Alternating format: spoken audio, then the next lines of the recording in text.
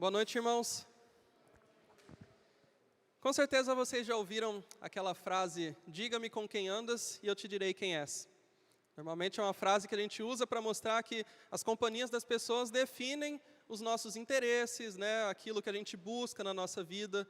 Geralmente a gente anda com pessoas que pensam parecido com a gente, pessoas que buscam os mesmos objetivos, não é?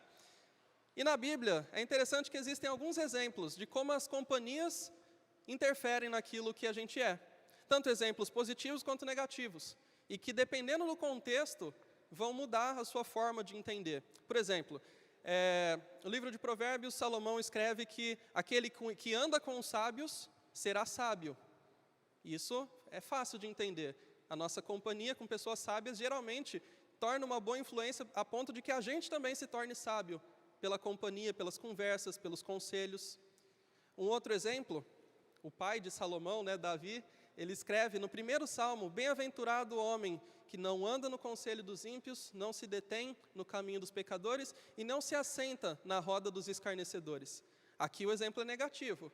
Então, o homem bem-aventurado, feliz, que Davi ilustra aqui, ele não tem essas companhias com homens pecadores, ímpios, escarnecedores, pessoas com más influências.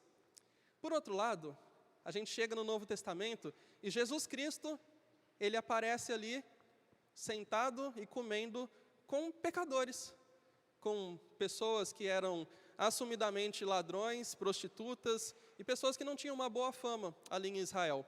Isso, inclusive, foi um motivo de questionamento por parte dos religiosos lá da época, que disseram, poxa vida, se ele diz que é um homem de Deus, é um profeta, por que ele está andando com essas pessoas?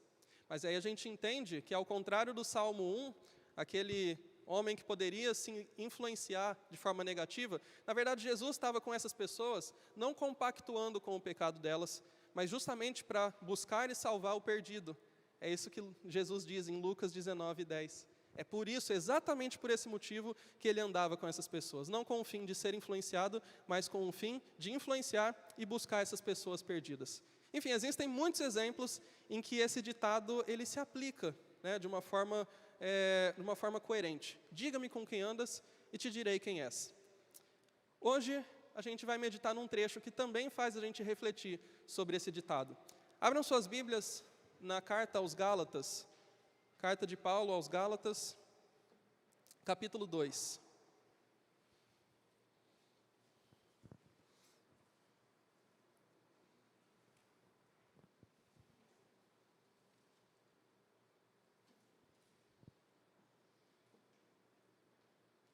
Gálatas 2, a partir do versículo 11, o texto diz o seguinte: Quando, porém, Pedro veio a Antioquia, enfrentei-o face a face, por sua atitude condenável.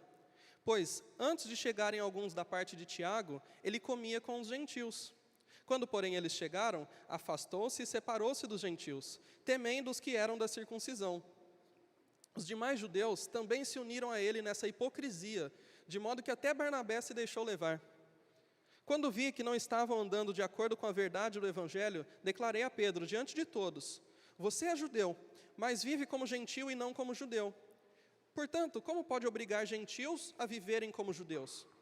Nós, judeus de nascimento, e não gentios pecadores, sabemos que ninguém é justificado pela prática da lei, mas mediante a fé em Jesus Cristo. Assim, nós também cremos em Cristo Jesus para sermos justificados pela fé em Cristo, e não pela prática da lei, porque pela prática da lei ninguém será justificado. Se, porém, procurando ser justificados em Cristo, descobrimos que nós mesmos somos pecadores, será Cristo então ministro do pecado? De modo algum. Se reconstruo o que destruí, provo que sou transgressor. Pois por meio da lei eu morri para a lei, a fim de viver para Deus. Fui crucificado com Cristo, assim já não sou eu quem vive, mas Cristo vive em mim. A vida que agora vivo no corpo, vivo-a pela fé no Filho de Deus, que me amou e se entregou por mim. Não anulo a graça de Deus, pois se a justiça vem pela lei, Cristo morreu inutilmente. Até aqui, irmãos, vamos fazer uma oração, pedindo aí pelas bênçãos de Deus. Senhor, nós te agradecemos pelo fato de o Senhor nos trazer até aqui, reunidos como igreja, para aprendermos do Senhor. Nós estamos com a tua palavra aberta e pedimos que o mesmo Espírito que inspirou o teu servo no passado a escrever essas palavras e a dar esse ensino tão duro, mas necessário, também nos ensine nessa noite, ó Deus. Fale aos nossos corações, fale as nossas necessidades, atinja as nossas falhas e nos ajude a sermos servos fiéis a Ti. Essa é a nossa oração que fazemos em nome de Jesus Cristo. Amém. Muito bem. Eu imagino que todo mundo aqui já deve ter reparado que normalmente a gente costuma mudar um pouquinho o nosso estilo, o nosso jeito de ser, dependendo do ambiente onde a gente está, dependendo do grupo onde a gente está inserido, né? A roda de amigos, os colegas do serviço, da faculdade. Normalmente isso acontece, né? E tem vários exemplos para isso. Por exemplo, mulheres aí, irmãs casadas. Eu imagino que algumas de vocês devem reparar que o marido de vocês se comporta normalmente de um jeito, mas ele tem aquele amigo, que quando ele junta com aquele amigo, vira um verdadeiro palhaço. Não precisa levantar a mão, tá? Mas isso normalmente pode acontecer por causa da presença daquele amigo. E assim ele fica mais desinibido, até demais, e isso acaba gerando algum constrangimento para as esposas, às vezes, né? Ou então, aquele parente, que na reunião de família, quando ele está, a reunião é de um jeito, mas quando ele não está, é de outro jeito. Às vezes ele é animado demais, e quando não está, todo mundo sente a falta dele, e fala, nossa, fulano, se estivesse aqui, ia estar uma risada aqui só, né? Estaria maior animação. Ou não, alguns até agradecem que o fulano não estava nessa reunião de família, de tanto que ele é capaz de mudar o ambiente como ele está ali. As mães, os pais devem perceber também que às vezes os filhinhos de vocês, quando está num grupinho, às vezes ali na classinha, é de um jeito, quando não tem uma criança, mas quando a criança elétrica, que bota fogo no parquinho, está ali, a sala inteira fica incontrolável. Bom, gente, isso tudo mostra como as pessoas elas são influenciáveis por outros que estão ali perto delas. Isso acontece, é normal, né? Filhos que às vezes se comportam de um jeito com o pai e se comportam de outro jeito com a mãe. Por isso que muitas vezes as mães botam medo no filho, falando, vou contar para o seu pai, hein? E assim ele já fica com medo, né? Porque pessoas são influenciáveis, né? É verdade que existem pessoas que inspiram o melhor da gente. Isso é muito bom. A gente gosta de quem está com quem inspira o melhor da gente. Mas também existem pessoas que não inspiram o melhor da gente. Inspiram o pior. E esse tipo de pessoas é bom que a gente evite mesmo. Não é à toa que o salmista diz para evitar esse tipo de gente. Mas, infelizmente, nesse caso aqui, da leitura de hoje, nosso texto, a gente vê que alguém, que foi o apóstolo Pedro, por medo de desagradar alguns homens, ele abre mão de coisas muito importantes para ele e para os outros que estavam ali observando o exemplo dele. Bom, a gente vai entender então esse trecho em duas partes. Então, o primeiro, dos versículos 11 até o 14, a gente poderia colocar um alerta de que a gente deve tomar cuidado ao negociar aquilo que Cristo te garantiu, certo? Esse é o nosso primeiro ponto na mensagem de hoje. Cuidado ao negociar aquilo que Cristo te garantiu. Uma vez eu vi uma figura, eu achei muito engraçado, que a pessoa, não lembro se era um carro, se era uma casa, estava escrito assim, foi Deus quem me deu. E embaixo tinha uma plaquinha escrito, vende-se. Então a pessoa recebeu um presente de Deus, mas já está vendendo. Eu acho que seria mais ou menos isso, né? Negociar aquilo que Cristo te garantiu. A gente vai entender como é que Pedro fez isso, de que forma que ele negociou e o que Cristo garantiu para ele que ele estava negociando agora. Vamos entender isso? Em primeiro lugar, essa carta aos Gálatas, a gente precisa entender por que ela foi escrita e como ela foi escrita. Ela foi uma das primeiras cartas do apóstolo Paulo, e essa é uma carta urgentíssima. Paulo precisava escrever essa carta porque era um assunto muito sério. Para vocês terem uma ideia, normalmente Paulo começa sempre com uma saudação, um cumprimento caloroso de amigos, mas aqui nessa carta aos Gálatas, ele tem uma saudação muito breve e ele já começa voando na jugular de alguns irmãos que estavam fazendo coisa errada ali. E qual que era essa coisa errada? Irmãos, estava começando a ter ali naquela igreja, na Galácia, um ensino falso, fruto do judaísmo. E pessoas, judeus que tinham se convertido, estavam trazendo um ensino de que a graça de Cristo não era o suficiente para a salvação. e que essas pessoas precisavam preservar algumas coisas do judaísmo, como a circuncisão, ou como a dieta de alimentos com carnes puras e impuras, certo? Então, algumas pessoas estavam começando a impor isso dentro da igreja, e o ensino falso desses dentro da igreja era motivo suficiente para Paulo escrever uma carta como essa, muito séria e urgentíssima. E ele está alertando aqui que não era um probleminha, um erro. Ele chama esse ensino de um outro evangelho. Um evangelho diferente daquele que Jesus Cristo pregou, porque envolvia obras para salvação. Então, com isso, não tinha conversa. E ele estava atacando duramente essa doutrina falsa, um outro evangelho. E aqui no capítulo 2, irmãos, ele começa a desenvolver a ideia da vigilância, dos irmãos estarem sempre atentos. Por quê? Porque isso pode acontecer de qualquer um se deixar seduzir por esses ensinos. Aí os irmãos poderiam pensar, para Paulo, isso aqui eu já aprendi, eu não vou me deixar levar por uma coisa dessas. Aí, imagina alguém dizendo isso e Paulo responderia, quer que eu dou um exemplo para vocês? E aí ele usa um dos exemplos maiores que tinham ali no meio deles, o apóstolo Pedro. Um dos apóstolos que tinha um papel de liderança mais evidente ali, que sempre tomava a frente, e depois da ressurreição de Cristo foi aquele que junto com o apóstolo Paulo teve maior atuação ali no livro de Atos, né, que responsável pelas maiores conversões, pela maior abrangência ali do evangelho em Israel.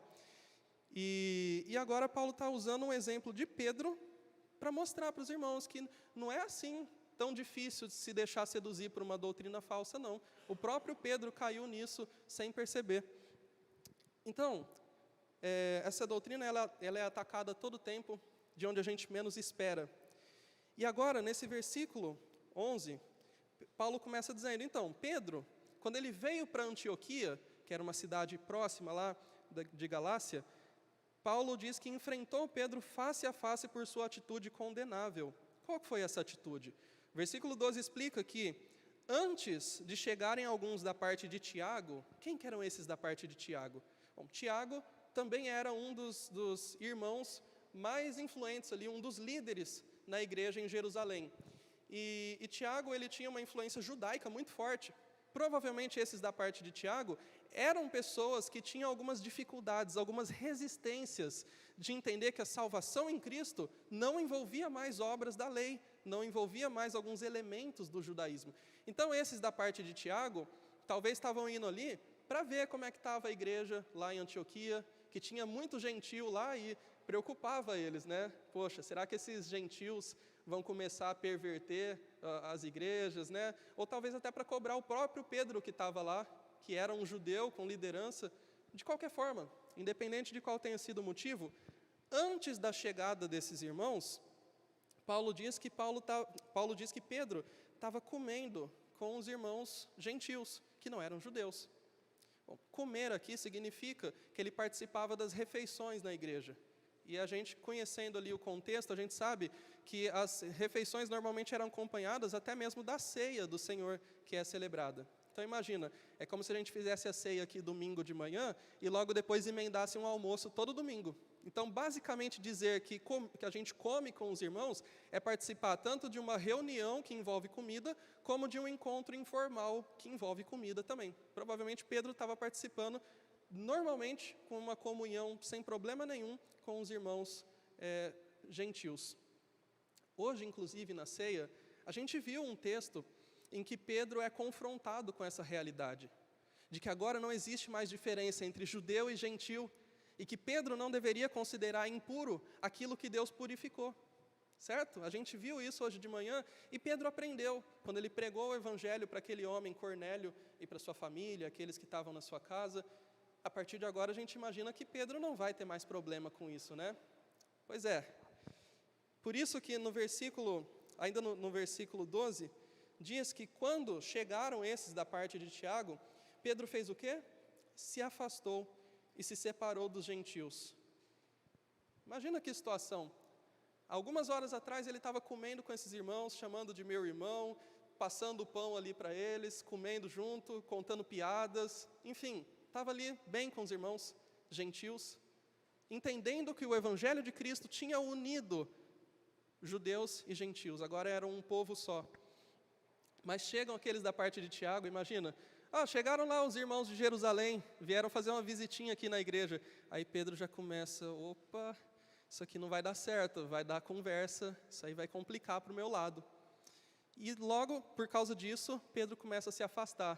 Talvez estava um banco de distância, começa a ficar 2, depois 3, depois já não está nem mais do mesmo lado que os irmãos e começa a se afastar, para que isso não dê problema com os irmãos de Jerusalém, que tinham uma certa resistência com o cristianismo livre da prática da lei. O próprio texto, no final do versículo 12, diz por que Pedro se afastou. Ele temia esses irmãos. Temia no sentido de levar em consideração aquilo que eles iam pensar. Sabe aquela ideia? Quando a gente tem aquele medo, né? A gente não está fazendo nada de errado, mas tem medo do que as pessoas vão pensar e por isso evita aquilo que a gente poderia fazer com toda a liberdade. Sabe, isso acontece na nossa vida de várias formas, né? Quando a gente vai no dentista, por exemplo, eu acho que é a hora que a gente mais cuida da higiene da boca, né? Escova os dentes 2, 3 vezes, passa fio dental, usa Listerine, se não tiver até compra, só para não parecer que está com a boca suja lá no dentista, né? E, inclusive, a gente está indo justo para o dentista, é lá que vai ser limpa a boca, né? Ou até, eu acho que vocês devem conhecer uma série que chama Todo Mundo Odeia o Chris. É um comediante americano que ele conta a história da infância dele. E tem uma cena que é muito engraçada, que ele fala sobre a mãe dele, de como ela era exagerada em algumas coisas, inclusive sobre o que iam pensar dela e da casa dela. E tem uma cena que ela vai chamar um dedetizador, e ela começa a passar inseticida em casa. O marido dela fala, mas para que você está fazendo isso? O dedetizador está vindo aí. Ela fala, vai que ele vê alguma barata aqui, né? Aí vai dar problema. Poxa, mas é exatamente para isso que ele está indo lá. Então, assim, são exemplos pequenos, bobos, mas que numa proporção maior podem mostrar problemas na nossa vida como igreja. Existem coisas em que a gente pode temer a homens, e isso a Bíblia chama de uma armadilha. Salomão escreve dizendo que aquele que teme a homens arma uma armadilha para si mesmo, arma uma cilada, porque a gente está agindo conforme aquilo que um homem pode fazer de bom ou de ruim com a gente. A gente está temendo pessoas, e foi por isso que Pedro se afastou dos irmãos gentios. Isso não significa que Pedro não sabia a verdade do Evangelho, que todos eram um povo. A gente acabou de falar que ele tinha entendido isso em Atos 10. Pedro não negou o Evangelho na teoria, ele negou na prática. E isso é um problema. Mesmo sem perceber, ele estava negando uma verdade muito importante do Evangelho na prática. Por medo de acharem ruim, por medo de reclamarem, o que os irmãos vão falar na igreja lá em Jerusalém quando voltar?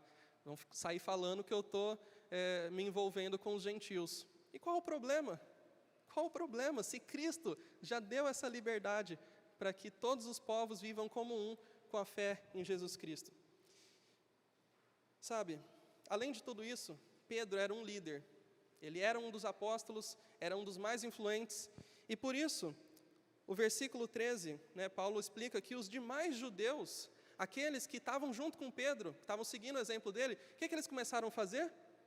Também se uniram a ele nessa hipocrisia. Olha como Paulo chama essa atitude de Pedro e dos que estavam seguindo ele, hipocrisia. E eles, até Barnabé se deixou levar. Paulo usa esse exemplo, de Barnabé, mais uma vez se envolvendo num desentendimento aí com Paulo, Alguns meses atrás, a gente pregou falando sobre esse desentendimento que Paulo tinha tido com Barnabé, e agora eles têm mais uma diferença aqui, Mas olha só, além de Pedro cometer um problema que interferia diretamente no Evangelho de Cristo, ele ainda estava levando outros a cometerem o mesmo erro que Paulo chama de hipocrisia. Quando Pedro ele se exclui da comunhão dos gentios, irmãos, Pedro está negando aqui o alcance do Evangelho da graça. Talvez essas pessoas que a gente chamaria de judaizantes, que têm uma resistência em dizer que o Evangelho de Cristo não depende das obras da lei, talvez essas pessoas até criam que os gentios poderiam ser salvos, mas como se fosse uma segunda classe de cristãos. Uma segunda classe, sabe o avião que tem lá as passageiros de segunda classe e os de primeira classe? É como se os gentios, eles podem até ficar no céu, né, vão ser salvos, ok, Deus abriu essa oportunidade, mas eles não vão ter todos os privilégios, especialmente porque eles não fazem aquilo que os judeus fazem, especialmente duas coisas, a circuncisão e a dieta de alimentos com carnes puras somente, não carnes impuras. Então, esse era um problema da mentalidade dos judeus convertidos ao cristianismo. Então, eles só poderiam se tornar cristãos de primeira classe se eles fizessem essas duas coisas, né? Se circuncidassem e parassem de comer carnes impuras, segundo a lei do Velho Testamento. Mas agora olha a resposta de Paulo aqui. No versículo 14, ele começa dizendo, olha, Pedro, você é judeu, mas vive como gentil e não como judeu. Portanto, como pode obrigar gentios a viverem como judeus? Vamos entender essa frase? Pareceu um pouco confusa, né? A primeira coisa que Paulo fala aqui é, Pedro, você nasceu como um judeu, você não nasceu? E você está obedecendo a lei de Moisés, à risca hoje, sobre comida? Não, a primeira coisa que a gente pode imaginar é que Pedro, ao comer com os gentios, ele estava comendo, inclusive, carnes que eram consideradas impuras. Animais que os judeus não deveriam comer na antiga aliança. Mas Pedro estava ali comendo com eles. Então, Pedro, você é um judeu. Você é judeu antes de ser um cristão. Mas você está conservando essa lei como algo que vai te dar a salvação? Não. Então, você sendo judeu, está vivendo como um gentil. Por que você quer obrigar, Pedro, pessoas que não são judias, que nunca tiveram acesso à lei de Moisés, agora que elas se converteram a Cristo, você está querendo obrigar que elas façam isso, sendo que nunca foi uma questão de exigência para elas, e não é agora que vai ser. Entenderam, irmãos, esse raciocínio? Pedro, que era um judeu, tinha abandonado a prática da lei. Por que os gentios deveriam abraçar essa prática? Foi isso que Paulo fez, fazendo uma advertência, e uma advertência pública, né? É interessante que existem problemas que eles precisam ser tratados em particular, para não expor uma pessoa. Mas vocês podem imaginar por que Paulo chega para Pedro em público e faz essa cobrança para ele? Cara a cara, sem falar pelas costas, sem nada, mas em público. O que Pedro estava fazendo era muito grave e estava influenciando outros irmãos. Então é bom que esses outros irmãos ouvissem também, para que eles pudessem entender a gravidade daquilo que estava acontecendo na igreja, lá em Antioquia. Sabe, irmãos, a gente pode pensar também que esse exemplo negativo, né? Poxa, vindo de Pedro, é alguém que a gente não espera. E talvez alguém poderia pensar, nossa, mas ele era um dos 12, né? Precisava pegar pesado com ele por isso, dar um crédito para ele. Irmãos, a gente pode ser um dos 12 apóstolos, mas a gente não está acima do Evangelho. Irmão, você pode ter andado sobre as águas, igual Pedro fez, pode ter comido o pão que Jesus multiplicou, pode ter bebido o vinho que era a água que Jesus transformou, pode ter sido testemunha ocular da ressurreição, pode ter expulsado demônios, pode ter convertido quase 3.000 numa pregação só. Mas, irmãos, se você está indo contra o Evangelho, deve ser cobrado, deve ser resistido. Isso é uma verdade para todos. Inclusive, na mesma carta, no capítulo 1, Paulo fala no verso 8, mas ainda que nós, se referindo a Paulo e outros ensinadores, ou até mesmo um anjo de Deus, pregue um evangelho diferente daquele que lhes pregamos, que seja anátema, ou, na minha versão, amaldiçoado. A gente não deve aliviar para ninguém quando vai contra o evangelho, até mesmo um anjo de Deus, que dirá o apóstolo Pedro, que dirá qualquer irmão que a gente reconheça o seu mérito, né, na vida cristã. Na realidade, o nosso histórico, o nosso bom histórico do nosso ministério, não nos dá direito de perverter o Evangelho de Cristo, irmãos. Até os melhores podem errar, e por vários motivos. No caso de Pedro, ele errou por causa de medo dos irmãos, medo do que iam falar. Ainda que apareça um anjo que seja amaldiçoado por pregar um outro evangelho. Todos nós podemos saber a teoria. Inclusive, eu imagino que todo mundo aqui, se já não crê, deve ao menos ter ouvido falar sobre a salvação pela graça mediante a fé, que não depende de obras. A gente sabe disso na teoria, mas na prática a gente pode negociar esses valores. A gente pode até mesmo, às vezes para manter um relacionamento, um namoro, a gente negocia valores que deviam ser inegociáveis. Às vezes para manter um emprego, a gente negocia a nossa honestidade. Às vezes para manter uma amizade, a gente negocia a nossa posição sobre determinado assunto. E o pior, às vezes a gente coloca coisas que não deveriam ser barreiras entre os irmãos e a gente costuma colocar como uma forma de criar caixinhas dentro do Evangelho de Cristo. Na verdade, esse é o nosso segundo ponto, irmãos. Primeiro a gente falou para tomar cuidado para não negociar aquilo que Cristo garantiu para a gente. O nosso segundo ponto é para tomar cuidado ao colocar barreiras onde Cristo não colocou. E aí a gente chega no versículo 15, que Paulo agora começa a lembrar os irmãos da doutrina da justificação pela fé. É uma doutrina básica, mas nunca é demais de ser lembrada. Por isso que Paulo gasta esses versículos aqui, a partir do verso 15 até o 21, para lembrar os irmãos da justificação pela fé. Bom, ele começa então afirmando, no verso 15, nós, judeus de nascimento e não gentios pecadores, sabemos que ninguém é justificado pela prática da lei, mas mediante a fé em Jesus Cristo. Judeus que tinham recebido a lei de Deus já sabiam, pelo menos os que eram convertidos, já sabiam que eles não precisavam da lei para a salvação, da obediência da lei, mas mediante a fé em Jesus. Por quê? Porque Jesus obedeceu à lei. Sim, a obediência à lei salva, a obediência de Cristo. Ele foi quem obedeceu à lei e garantiu a salvação para a gente. Se a gente colocar qualquer outro elemento como importante para a salvação, a gente vai estar pervertendo o Evangelho, vai estar pregando um outro Evangelho. Por isso, irmãos, a gente deve tomar muito cuidado, mas muito cuidado, quando a gente olha. Talvez a gente nunca vai ter problema na nossa igreja de pessoas falando sobre carnes impuras, pessoas falando sobre circuncisão. É um problema que a gente não vai ter na nossa igreja.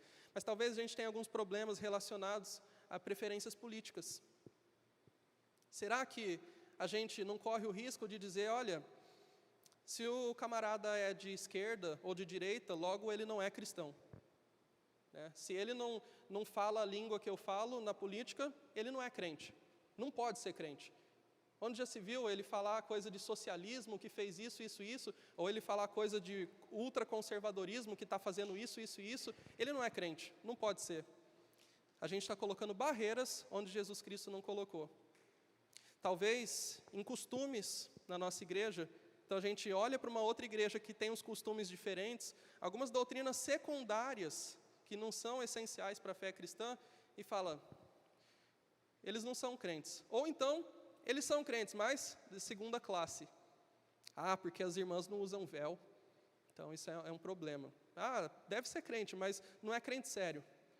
Não, mas lá eles usam um instrumento X, que a gente não usa aqui, a gente não gosta. A gente não acha legal. Sei lá, a gente pode falar várias coisas. Que eles usem globo de luz na igreja. Gente, isso não é motivo para desqualificar a fé de uma pessoa. A gente precisa tomar cuidado para não colocar barreiras onde Jesus Cristo não colocou. E Paulo, ele continua falando agora sobre a doutrina da justificação, mas mostrando primeiro um argumento falso, para depois mostrar um argumento verdadeiro. Nos versos 17 e 18 são os argumentos falsos, Então ele faz uma suposição. Vamos supor que algum dos irmãos, procurando ser justificados em Cristo, descobrimos que nós mesmos somos pecadores. Será que Cristo então é ministro do pecado? Então essa é a pergunta que Paulo faz, uma pergunta hipotética. Vamos supor que um dos irmãos da Galácia, lendo essa carta, falem, Paulo está falando que a justificação é só pela fé, que a gente não precisa ficar se preocupando com obediência aos mandamentos, mas olha aí eles acabam pecando. Então quer dizer que Jesus Cristo está fazendo eles pecarem, porque foi isso que Jesus Cristo ensinou, a salvação é só pela fé, não envolve obras. Aí Paulo fala, de maneira alguma, de modo algum, o problema não está na salvação pela graça, para que a gente peque, o problema está na gente mesmo. A gente continua pecando porque a gente é pecador e a gente precisa lutar contra essa velha natureza. Então, por isso que no verso 18 ele diz, se eu reconstruo o que eu destruí, então eu provo que eu sou transgressor. Não existe problema nenhum com a mensagem do Evangelho da salvação pela graça. O problema está em mim, em mim que ainda continuo pecando, mesmo sendo salvo. Agora, no versículo 19, ele apresenta o argumento verdadeiro, né? Ele diz, pois por meio da lei, eu morri para a lei, a fim de viver para Deus. Talvez a preocupação de alguém seria, você ensina que a salvação é pela graça, e aí a pessoa vai viver do jeito que quer, aquilo que a gente chama de libertinagem, né? Porque agora está garantida a salvação, mas agora o que Paulo diz é que aquele que não vive mais por meio da lei, ele se considera morto para a lei. E mais, ele se considera morto para si mesmo, porque ele foi crucificado junto com Cristo. Irmão, sabe como é profunda a ideia de que a gente é salvo e não vive mais para si mesmo? Quem está preocupado em quanto eu posso pecar sendo salvo, é porque ainda não morreu para si mesmo. Ainda está querendo garantir os interesses, né? Olha, eu sou salvo, então eu já tenho a passagem para o céu garantida. Agora eu quero saber o quanto eu posso desfrutar da minha vida carnal aqui nessa terra. Isso é pensamento de alguém que não entendeu a justificação pela fé, que não morreu para si mesmo, não foi crucificado com Cristo. Por isso que Paulo diz no verso 20, fui crucificado com Cristo, assim já não sou eu quem vive, mas Cristo vive em mim. É como se Jesus assumisse a nossa vida, como se Ele tomasse o comando do volante da nossa direção da vida. Então, os meus interesses passam a ser os interesses de Cristo. A minha vontade, os meus planos passam a ser as vontades e planos de Jesus Cristo. Por isso, ele continua dizendo, a vida que agora vivo no corpo, vivo-a pela fé no Filho de Deus, que me amou e se entregou por mim. E para encerrar esse argumento verdadeiro, Paulo diz, eu não anulo a graça de Deus. Porque se a justiça vem pela lei, Cristo morreu inutilmente, ou em vão. Imagina só, irmãos, se existisse qualquer possibilidade de que a gente fosse salvo por mérito próprio, praticando boas obras, fazendo alguma coisa de bom, vocês imaginam mesmo que Deus ia mandar o próprio Filho, que sempre existiu em comunhão e harmonia perfeita com o Pai, para vir para esse mundo, para sofrer tudo aquilo que Ele sofreu, sendo que tinha outra alternativa? De verdade, irmãos, Deus diria, com o maior respeito, se é que a gente merece algum respeito, se vira. Eu que não vou mandar meu filho, se vocês podem conquistar isso pelo próprio esforço. Se existisse qualquer possibilidade de salvação pela lei, Cristo teria morrido em vão. Ou então, se tivesse que ser a morte dele mais alguma coisa nossa, o que adiantaria ele morrer se ele não ia garantir nem 100% da salvação? Então, irmãos, essa é a mensagem que Paulo deixa aqui para os irmãos, para que os irmãos fiquem atentos. Atentos porque a gente pode negociar coisas que Cristo garantiu para a gente, mas essas coisas são inegociáveis. E a gente também deve ficar atento para não criar barreiras onde Jesus Cristo não criou, porque isso é pregar um outro evangelho. Por mais sutil que seja, por menor que seja a nossa intenção de perverter o evangelho de Cristo, mas a gente corre esse risco. E se Pedro pisou na bola e precisou ser advertido em público, quem é a gente para pensar que não vai fazer igual? Irmãos, essa foi a nossa mensagem nessa noite. Eu espero que a gente possa refletir sobre isso e permanecer atentos, vigilantes ao evangelho de Cristo, porque o evangelho é algo que vale a pena lutar. A gente deve batalhar pela fé evangélica, como a Bíblia diz. E essa fé envolve uma salvação em Cristo, mediante a fé, e só pela fé, sem nenhuma obra. Que dessa forma, o Senhor nos ajude a continuarmos vivendo com temor a Ele e não aos homens, sem se preocupar com aquilo que podem pensar da gente em relação a coisas em que a gente desfruta de uma liberdade que Cristo deu para a gente. Que Deus nos abençoe, irmãos, e que a gente possa colocar isso em prática para a glória de Deus, porque essa é a motivação que todo cristão deve ter. Amém.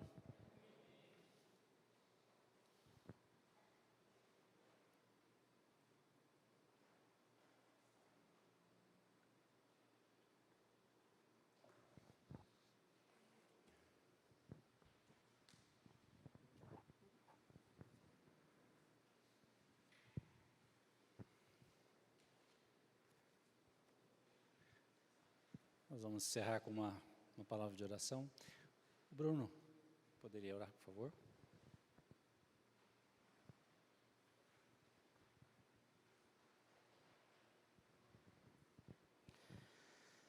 Senhor nosso Deus, amado Pai, mais uma vez, ó Deus, estamos agradecidos pela Tua bondade e a Tua misericórdia que nos cerca a todo momento, Pai. Obrigado pela salvação que nós temos, graças através da morte e ressurreição do nosso Senhor e Salvador Jesus Cristo ali na cruz, onde nós desfrutamos a paz, desfrutamos a esperança de um dia estarmos diante do Senhor face a face por toda a eternidade, podendo engrandecer e exaltar o Seu santo e excelso nome, Pai. Obrigado, Senhor, por tudo que o Senhor já tem feito por nós, pela mensagem que nós ouvimos.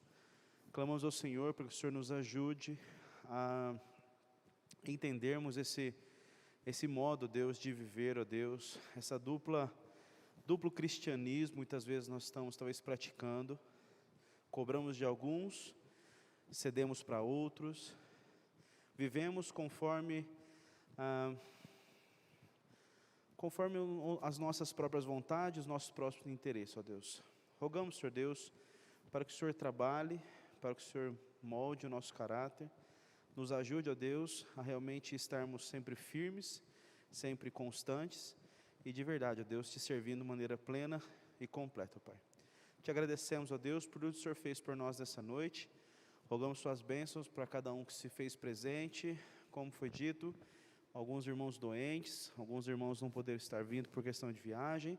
O Senhor sabe as necessidades, o Senhor sabe o que cada um tem passado, e pedimos que o Senhor possa estar abençoando e guardando a vida deles, ó Deus. Nos leve para as nossas casas, guardados e amparados com a Tua mão eterna de poder, nos protegendo de todo mal, todo perigo, nos dando uma boa noite de descanso, nos livra, Deus, de pensamentos ou sonhos ruins, para que possamos ter uma noite de descanso, e se for da Tua permissão, o início de semana, ó Deus, nos nossos trabalhos e escolas, ó Deus, mas com pensamentos e ações diferentes, ó Deus. Agradecemos ao Senhor e pedimos por todos aqui, em nome de Jesus Cristo, nosso Salvador, ó Deus. Amém. Aqueles que nos acompanharam pelo YouTube, pelo canal, uma boa noite para vocês, e a vocês também aqui, uma boa noite e um bom descanso, um bom retorno, uma boa semana com as bênçãos de Deus. Amém.